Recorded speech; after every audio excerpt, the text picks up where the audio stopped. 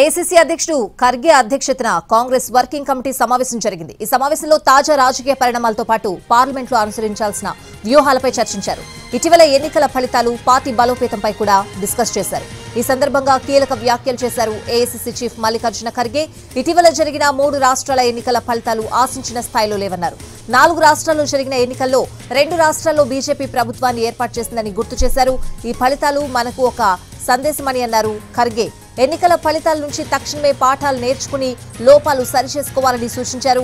నేతల్లో అనైక్యత, పరస్పరం వ్యతిరేక ప్రకటనలు పార్టీకి నష్టం చేస్తాయన్న ఖర్గే ఎన్నికల్లో ఐక్యంగా ఉండడం, పరస్పర విమర్శలు చేసుకోవడం మానేస్తే తప్ప గెలవలేమని అన్నారు.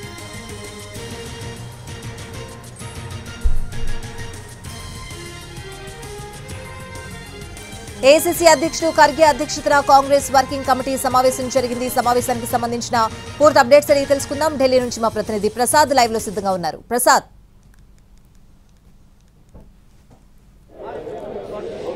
4 గంటలుగా కాంగ్రెస్ పార్టీ ప్రధాన కార్యాలయంలో ఏఐసీసీ అధ్యక్షుడు మల్లికార్జున ఖర్గే నేతృత్వంలో ఈ కాంగ్రెస్ వర్కింగ్ కమిటీ సమావేశం జరుగుతుంది. ఇంకా జరుగుతుంది. ఏ క్షణంలో అయినా ముగిసే అవకాశం ఉంది.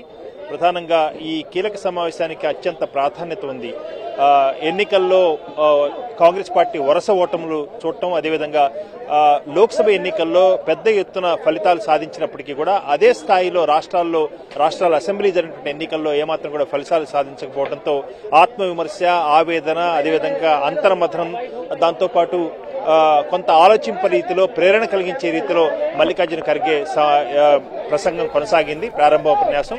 ఈ సమావేశంలో కార్యకర్తలను, నాయకులను ఉత్సాహపరిచి పార్టీని బలోపేతం చేయాల్సినటువంటి అవసరాన్ని తెలియజేస్తూ ఓటముల పట్ల ఏమాత్రం కూడా మీరు నిరుత్సాహపడొద్దు, అయితే చేయాల్సిన పని వాటిని మనం అవగతం చేసుకోవాలి, అదేవిధంగా మారుతున్న కాలంతో పాటు మనల్ని మనం సరిదిద్దుకోవాలి, అనేకటువంటి కొత్త వ్యూహాలను మనం అనుసరించాలి అన్న అంశాన్ని చాలా స్పష్టంగా చేశారు. ఇవన్నీ కూడా వాస్తవాలు.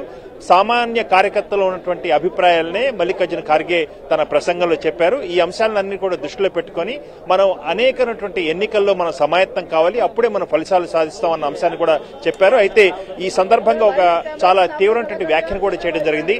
మనం గనక ఈ రకంగానే ఉదాసీనంగా ఉన్నట్లయితే ఫ్యాసిస్ట్ శక్తులు రాజ్యాంగానికి వ్యతిరేకంగా అనేకటువంటి ప్రభుత్వ రంగ వ్యవస్థలను తమ చెప్పు చేతుల్లో పెట్టుకుని ఏమాత్రం వాళ్ళు బలపడేందుకు అవకాశం ఉంది. కాబట్టి ప్రజల యొక్క ఒక గొంతుక మనం కావాలి. అదేవిధంగా ఒక పేదరికం బాగా పెరిగిపోతుంది, ఆ సామాజిక వర్గం చాలా బలంగా బలపడిపోతుంది. వాళ్లకు మనం వాయిస్ గా ఉండాలి. కాబట్టి మనల్ని మనం సరిదిద్దుకోవాలన్న అంశాన్ని ఖర్గే ఈ సందర్భంగా తెలియజేశారు. దీన్ని దృష్టిలో పెట్టుకుని మనం ఏం చేయాలి అన్న అభిప్రాయాలని వారి నుంచి తీసుకోవడమే కాకుండా అనేకమైనటువంటి తాజా పరిణామాలను కూడా అక్కడ ప్రస్తావించడం జరిగింది.